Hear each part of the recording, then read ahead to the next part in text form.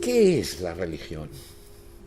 Esa es una pregunta que tiene, supongo que algunas os la habréis planteado alguna vez, y ya sabremos cada uno, me imagino que tendrá una idea, distinta de lo que es la religión. He llegado a la conclusión que la religión es aquello que cada uno considera que es. Y punto. No me atrevo a ir más allá y creo que eso tiene más interés filosófico del que aparenta. No es porque no me atreva, es que lo que las cosas son en sí mismas hoy en día es mucho más delicado de lo que parece. Y en cambio las cosas son en relación a nuestra vivencia, a nuestra experiencia, a nuestras ideas, está incrustada en nuestra propia biografía. Una cosa en la que sí firmemente creo, más allá de lo que sea la religión, es que es un fenómeno que es connatural al ser humano. No se ha conocido una sociedad, un pueblo, una cultura sin algo que los antropólogos definan como religioso o como una religión, todavía ni ahora ni en el pasado. Por lo tanto, es algo que lleva con nosotros como especie o como civilización o como queramos definirlo muchos milenios. Casi que la humanidad es impensable sin la religión. Históricamente y actualmente dicen explicar o pretenden explicar los grandes interrogantes que nos planteamos todos. Las religiones dan sentido a la vida, hablan del origen del mundo, se plantean la cuestión del mal y del bien, por lo tanto la mayoría de religiones abordan estos aspectos. Además las religiones, o algunas religiones, sobre todo las muy grandes, tienen una vocación de legislar y ordenar bastante acusada, legislar lo político, lo moral o lo ético, incluso la propia identidad personal. Hay algunas religiones que nos la remarcan o nos obligan a determinados atuendos, a determinadas dietas. Por lo tanto, la religión se inmiscuye mucho en aspectos, en este tipo de aspectos. Algunas religiones dicen además que liberan. ¿Nos liberan de qué? De la ignorancia. Otras dicen que nos liberan del sufrimiento. Hay algunas que nos liberan de la muerte. Por lo tanto, estamos hablando de un fenómeno que no es nimio. Y quizás para algunos, más que liberar, lo percibirán de la forma contraria. Dirán, no, las religiones envenenan, nos adormecen, no son el opio del pueblo, y nos meten dogmas y supersticiones, y incitan a las guerras y a separarnos, y tienen unos ideales. Eso también forma parte del fenómeno religioso. Pero está claro, y que por eso es tan complicado definirlo y verlo, porque no tenemos la distancia necesaria, no es un objeto, la religión no es un vaso, no es una mesa, sino que forma parte de nuestra propia psique y de nuestra propia cultura y de nuestra propia sociedad. Las religiones tienen que ver con lo político, aunque a algunos no nos guste, pero tienen que ver con ello, tienen que ver con la mística, por supuesto, pero con el ritual, con la sexualidad, con la gastronomía, con lo que comemos o no comemos, por ejemplo.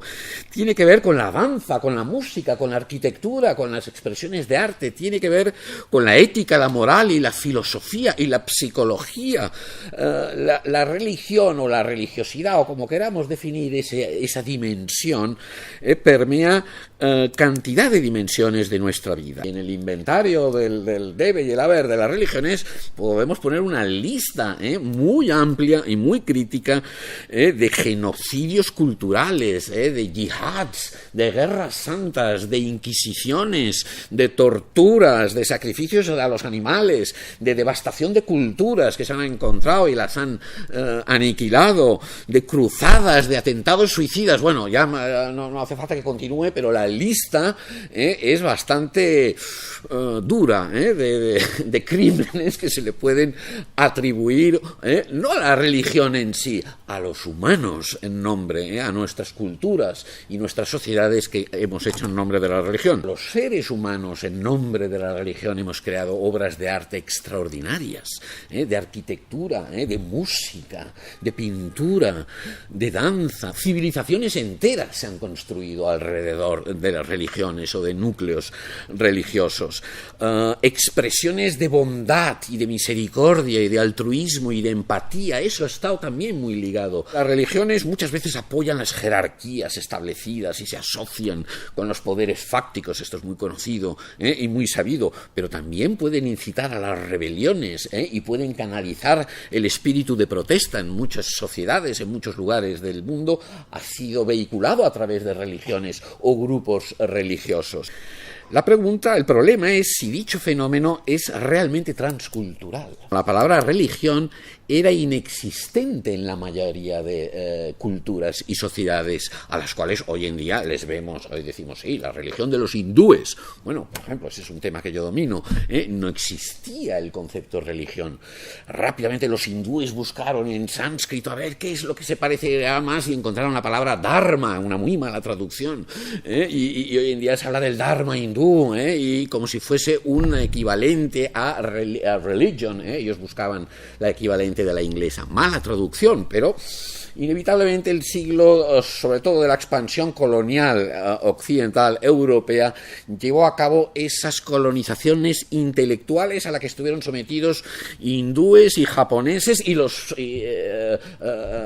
amerindios y de todas las culturas, y los propios europeos fueron colonizados por sus propias categorías. Rápidamente, para los que estéis familiarizados con la India y para los que no estéis, bueno, pillaréis un poco la idea, es una religión hoy en día sin fundador, no hay un Buda, un Jesucristo, un Lao Tse, un Mahoma, un Confucio, un Mao Zedong, otra religión. No hay esa figura del fundador en el hinduismo. No hay tampoco una iglesia hindú. No hay unos dogmas hindúes, hay infinidad de creencias, de filosofías, de ideas, pero uno no cree en el hinduismo, uno lo practica o no lo practica. Por lo tanto, no es una religión dogmática en este sentido. No tiene un texto sagrado consensuado, muy importante, por mucho respeto que se le tengan a una serie de textos, como los Vedas, los que genéricamente llamamos Vedas en la India, pero les tiene un respeto como el de sacarse el sombrero, una gran reverencia, y luego siguen su vida porque no condicionan esos textos antiguos védicos la vida de los hindúes del siglo XXI. No tiene una mitología definida, tiene infinidades que se contradicen, y un Purana, que son una serie de textos donde hablan de que Shiva y Parvati tuvieron a Skanda, en otro te dicen lo contrario. Bueno, no les importa a los indios, al fin y al cabo todo esto es un poco el sueño de lo divino, de Shitala. Nadie se preocupó, no tuvieron un Hesíodo, un Homero, no, venga, vamos a poner orden en el panteón. No, da igual, cada uno son pozos de los cuales tiran los grupos religiosos y construyen lo que tiene significado para sus vidas. Por ejemplo, en Japón, la teología y la creencia son irrelevantes. Por lo tanto, la frontera religiosa, que eso es algo que para un monoteísta es obvio, yo soy musulmán, yo no puedo ser budista, o si yo soy cristiano, yo soy judío, no puedo ser de otra religión. El japonés no tenía ningún inconveniente en decir, y en unos contextos es más budista, en otros es más shintoísta.